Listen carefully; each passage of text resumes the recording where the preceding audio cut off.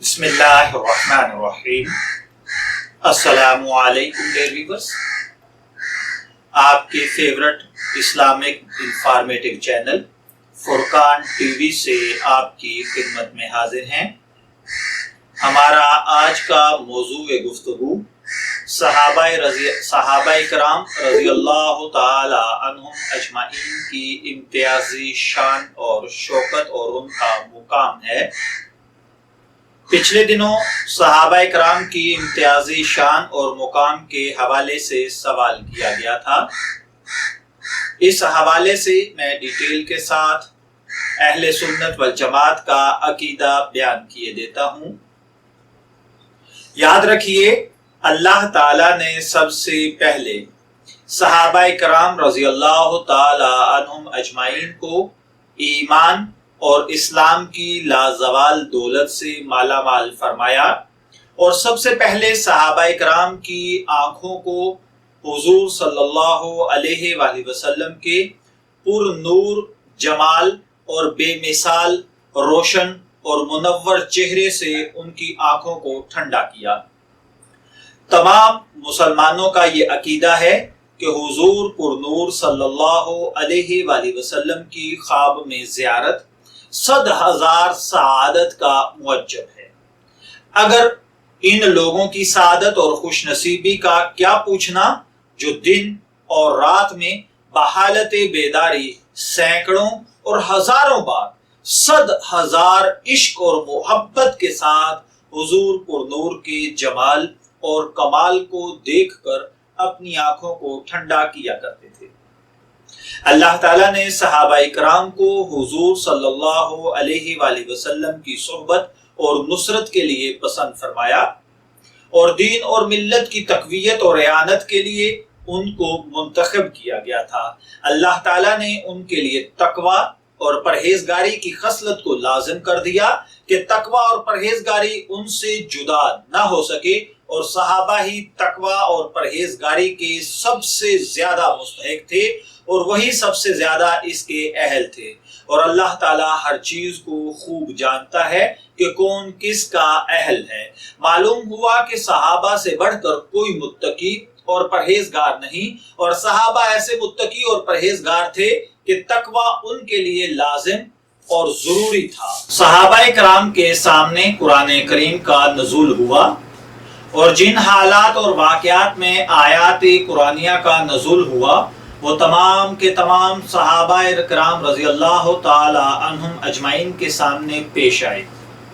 اس لیے امت میں سب سے زیادہ قرآن کو سمجھنے والے صحابہ کرام ہوئے ہیں۔ اسی طرح صحابہ کرام اللہ تعالیٰ کے کلام اور اس کے احکام کے سب سے پہلے مخاطب ہیں، جن کو اللہ نے اپنے خطاب سے نوازا۔ اسی طرح صحابہ کرام نے قرآن پاک اور دیگر احکام شریعت کو بلا واسطہ حضور اکرم صلی اللہ علیہ وآلہ وسلم کی زبان مبارک سے سنا ہے۔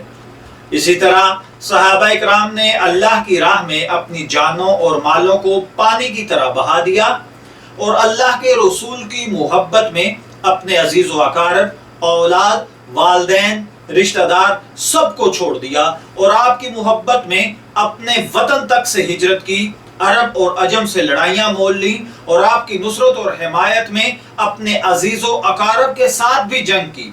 اس مقابلے میں کبھی باپ نے بیٹے پر، کبھی بیٹے نے باپ پر، اور کبھی بھتیجے نے چچا پر، اور کبھی بھانجے نے ماموں پر کسی قسم کی کوئی پرواہ نہیں کی۔ اسی طرح قرآن کریم اور احادیث نبویہ اور احکام شریعت صحابہ کرام ہی کے ذریعے امت محمد تک پہنچے۔ اگر صحابہ کرام قرآن کریم کو جمع نہ کرتے اور احادیث اور احکام شریعت کی روایت نہ کرتے تو امت کو نہ قرآن کا علم ہوتا، اور نہ حدیث کا، اور نہ آپ کی شریعت کا، اور نہ آپ کی نبوت کا۔ صحابہ رسول اللہ صلی اللہ علیہ وآلہ وسلم اور امت کے درمیان میں واسطہ قرار پائے ہیں۔ صحابہ کرام ہی نے دنیا میں اسلام کا جھنڈا بلند کیا، اور کتاب و سنت کی نشر و اشاعت میں کوئی دقیقہ فروگزاشت نہیں رکھا۔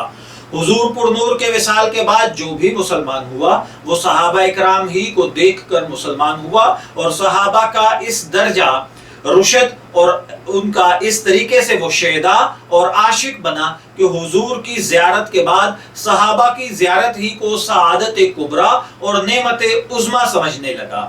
جس طرح صحابی ہونا ایک اعلیٰ درجہ ہے، اسی طرح تابعی ہونا بھی ایک قابل فخر منقبت ہے۔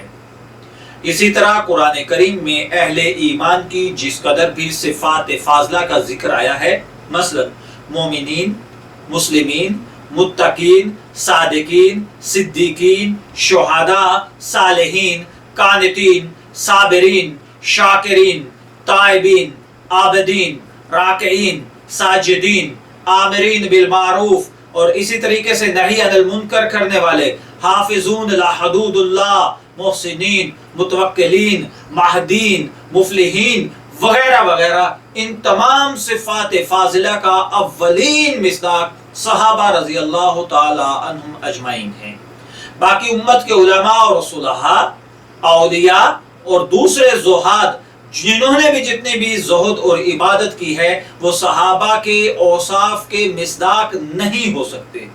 اور جس طرح نبی اکرم صلی اللہ علیہ وآلہ وسلم کی بشارتیں تورات اور انجیل میں آئی ہیں، اسی طرح صحابہ کرام کے اوصاف اور کمالات بھی تورات اور انجیل میں مذکور ہوئے ہیں۔ بارگاہ اللہ عز و جل سے صحابہ کرام کو دائمی رضا اور خوشنودی کا پروانہ ملا۔ رضی اللہ عنہم و رضوا عنہ سے قرآن بھرا پڑا ہے۔ صحابہ کرام کے لیے بلا شرط کی رضا اور خوشنودی کا اعلان ہوا۔ صحابہ کے بعد آنے والوں کے لیے یہ شرط ہوئی کہ اگر بعد میں آنے والے اخلاص کے ساتھ صحابہ کا اتباع کریں گے تو اللہ تعالیٰ ان سے بھی راضی ہوگا۔ اللہ تعالیٰ کا قرآن مقدس میں فرمان ہے، جو مہاجرین اور انصار ایمان میں سب سے سابق اور مقدم ہیں، والسابقون الاولین، اولون کا جو قرآن پاک کے اندر تذکرہ ہے، اور جو لوگ قیامت تک مہاجرین اور انصار کے نقش قدم پر چلنے والے ہیں اور اخلاص کے ساتھ ان کی پیروی کرنے والے ہیں، ان سب سے اللہ راضی ہوا اور یہ اللہ سے راضی ہوئے، اور اللہ نے ان کے لیے ایسے باغات تیار کیے ہیں جن کے نیچے سے نہریں جاری ہیں، جن میں یہ ہمیشہ ہمیشہ رہیں گے، اور یہی سب سے بڑی کامیابی ہے۔ اس آیت میں اللہ تعالیٰ نے مہاجرین اور انصار کے لیے اولاً اپنی رضا اور خوشنودی کا اعلان فرمایا، اور ثانیاً ان کے دائمی جنت کی بشارت دی، اور ثالثاً صحابہ کے بعد آنے والے لوگوں کے لیے رضا اور جنت کا وعدہ اس شرط کے ساتھ مشروط کیا کہ بشرطے کے بعد میں آنے والے صحابہ کی اخلاص کے ساتھ پیروی کریں۔ ہاں، رسول اور ان کے ساتھ ایمان لانے والوں نے اپنی مالوں اور جانوں سے جہاد کیا، ان لوگوں کے لیے تمام بھلائیاں ہیں۔ یہی لوگ کامیاب ہیں، ان لوگوں کے لیے اللہ نے ایسے باغات تیار کیے ہیں جن کے نیچے سے نہریں جاری ہیں، یہ لوگ ہمیشہ انہی میں رہیں گے، اور یہ بہت بڑی کامیابی ہے۔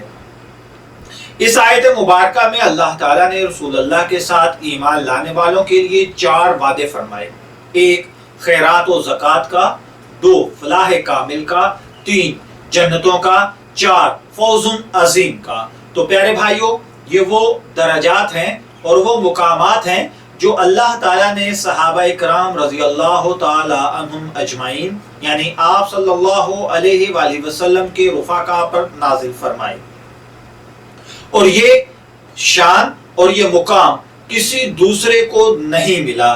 آپ دیکھیے کہ صحابہ کرام کی مدح اللہ تعالیٰ نے خود فرمائی، اور یہ بھی بتایا جس طرح نبی کریم کی بشارت تورات اور انجیل میں مذکور ہے، اسی طرح صحابہ کرام کی اوصاف بھی تورات اور انجیل میں مذکور ہیں۔ جس کو صحابہ سے غیظ آئے وہ اپنے مذہب پر، اپنے دین پر خود غور کرے۔ خلاصہ کلام یہ ہے کہ رسول اللہ صلی اللہ علیہ وآلہ وسلم کے بعد امت میں صحابہ کرام کا مرتبہ ہے، اور جس طرح رسول اللہ کی اطاعت اللہ کی اطاعت کا نمونہ ہے، اسی طرح صحابہ کرام کی اتباع نبی کریم کی اطاعت کا نمونہ ہے۔ لہٰذا جس طرح اسوہ نبوی اور سنت پیغمبری کو طریقہ خداوندی سے جدا نہیں کیا جا سکتا، اسی طرح اسوہ صحابہ کو اسوہ نبوی سے جدا نہیں کیا جا سکتا۔ اللہ تعالیٰ کا دین ہم تک انہی 2 واسطوں سے پہنچا ہے، ایک نبی اکرم صلی اللہ علیہ وآلہ وسلم اور دوسرے صحابہ کرام۔ جو شخص صحابہ کو نہیں مانتا وہ یہ بتلائے کہ دین اس کو کس طرح پہنچا ہے۔ میں دعا گو ہوں کہ اللہ تعالی ہمیں ان باتوں کو سمجھنے کی توفیق عطا فرمائے۔ اجازت چاہیں گے، پھر ملیں گے کسی نئے ٹاپک کے ساتھ، تب تک کے لیے اللہ حافظ۔